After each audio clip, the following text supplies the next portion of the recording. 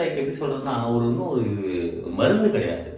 அது ஒரு life style. அதை நீங்க ஃபாலோ பண்ணிட்டீங்க வச்சுக்கீங்களேன் உங்க லைஃப்ல எது சரியை தவிர உங்களுக்கு அது தெரிய வந்துடும்.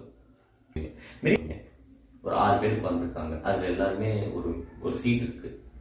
அதில் சடனா ஒருத்தர் உட்கார்றாரு, நீங்க உட்கார்றீங்க.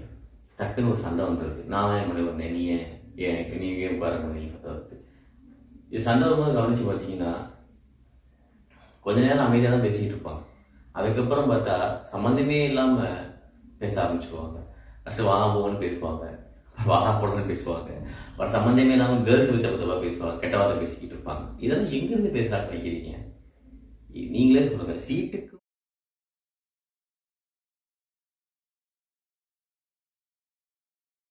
இதே ஒரு 10 நிமிஷத்துக்கு அப்புறம் அந்த பஸ் ஒரு இறங்குனது கூட யோசிச்சு பாருங்க. சம்மந்தமே சண்டை போட்டு நம்ம யோசிச்சு நம்ம டிவி விடிக்கும் போது வச்சுட்டு இருக்கோம்.